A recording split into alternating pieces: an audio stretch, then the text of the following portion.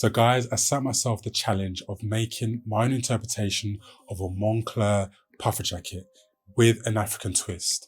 If you want to see the process of how I made this jacket, keep watching this video to the very end.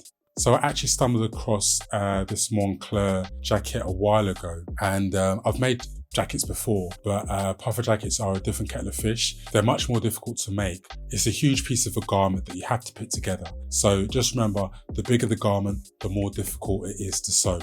So the particular style from Moncler that I liked, they called it a Hanovarian long down coat. Now it's quite a simple style and I really liked the cut of it. So I just thought, hey, I want to give it a go, make this jacket and see how it comes out. Now, early on in the process, even before I started making the jacket, even though I was going to use the Moncler version as my inspiration, I decided that there were going to be three things that were going to be the key difference from my jacket to the Moncler version.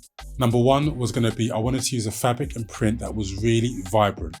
Number two was going to be, I wanted to use gold trims. Point number three was less about design and more about my health and safety, is that I wasn't going to use down to make this jacket. I was going to use a synthetic wadding. So to put it in simple terms, down is just a type of feather and it's a really, really fine feather, but it's also very expensive. You tend to find luxury duvets and pillowcases filled with down. And the great thing about down is because it's a natural fiber, it helps you regulate your temperature more. Now, one huge downside to using down, pardon the pun, is that because it's so fine, it's really easy to breathe in. And having made a down puffer jacket in the past, I ended up breathing in a lot of the fibers and I found it in my studio for weeks after making the garment. So this time round, I wasn't going to take the risk and using synthetic wadding was going to be good enough. So I started off by using a block pattern to help me freehand cut my puffer jacket.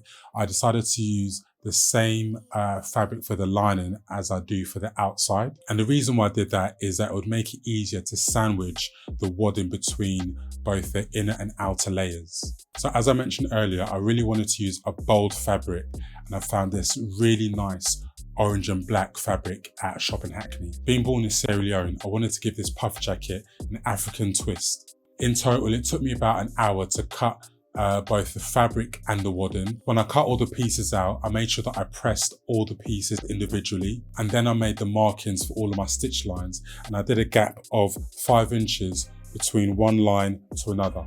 I drew these lines in chalk because as I'm making the garment and pressing, the chalk will eventually fade, but it would make enough of a marking that would allow me to see what I'm doing when stitching the wadding together with the fabric.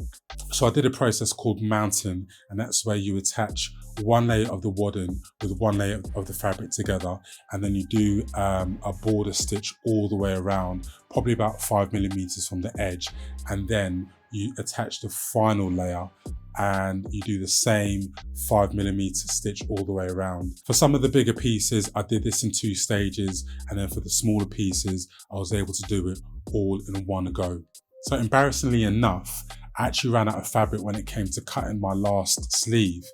So I thought maybe I could make this jacket with half of it gilet, half of it full length, but I had to rummage through my fabric box and eventually found this really nice orange fabric, and I used that to fortunately make the other side of the sleeve, because the other option would have been going back to the fabric shop and potentially the fabric not being there. And those of you that have bought African fabrics, it comes in a 6 or 5 yard bundle, so you can't just buy an extra meter, you have to buy the whole 6 meters again. Now the storm flap was kind of like a last minute feature because I really wanted to use poppers on my jacket, and the only real way to use poppers was to have a storm flap running all the way down, and I think I used about 10 poppers in total. Now for the zip, I was only going to use the best of the best, and that was Riri.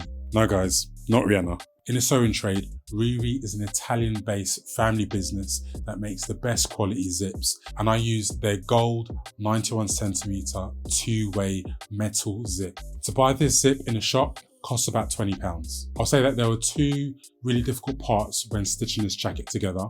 Number one was probably the zip, because at that time I'm dealing with a mountain of fabric, and you're trying to match the sleeve notches so that it looks balanced. So I think I had to do the sleeve at least 3 times before I got it perfect.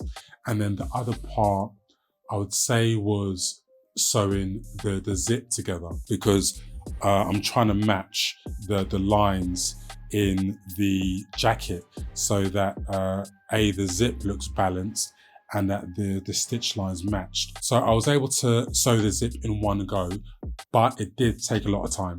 So the finishing touches was adding my gold poppers, as I mentioned earlier, and then doing my final quality checks. And lastly, giving the garment a final press. And then it was time for me to model it.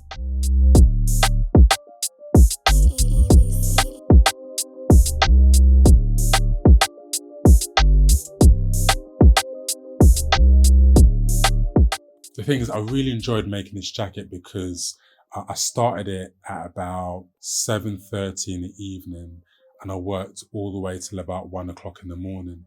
And it took me back to the days of when I first started sewing. And yeah, just making this jacket put me in the zone. So to wrap up, here's the image coming up on the screen now of the Moncler Hanovarian long down jacket that I was inspired by. And here's the full length image of the jacket that I've made. Tell me what you guys think of the finished product in the comments. I would love to know your feedback. And also, do you know what? I'd love to see you on the next video. Thanks for watching.